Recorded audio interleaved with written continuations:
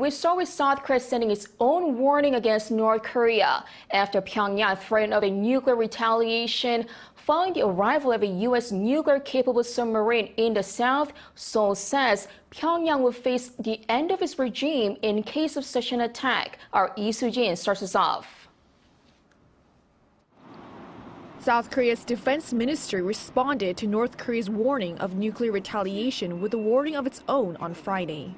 The ministry said that just as South Korea and the U.S. made it clear during the NCG meeting, North Korea will face an immediate, overwhelming, and decisive response in the event of any North Korean nuclear attack against the alliance that will result in the end of the North Korean regime.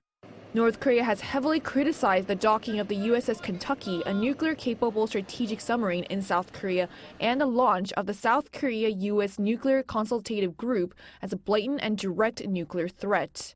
North Korea's Defense Minister Kang Sun-nam, in a press statement released by North Korea's state-run Korea Central News Agency on Thursday, called the situation the most serious stage of the U.S. planning and executing a nuclear strike against DPRK.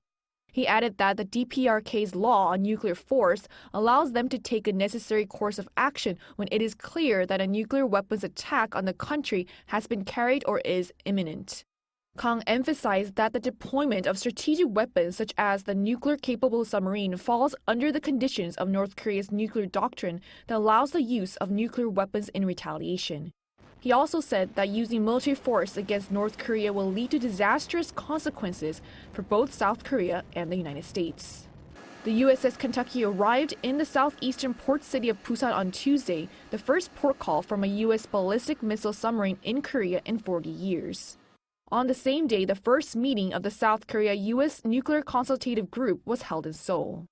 The Pentagon responded to the statement on the previous day, saying that the submarine's port call to Busan was a planned military exercise stemming from South Korean President Yoon Suk-yeol's visit to Washington in April, emphasizing that the move was part of its commitment to extended deterrence in response to North Korea's continued nuclear threats. The port visit was also referred to as a representation of South Korea and the U.S.'s ironclad commitment to defense.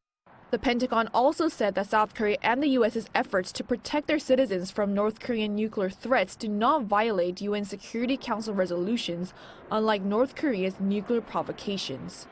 Lee Soo-jin, Arirang News.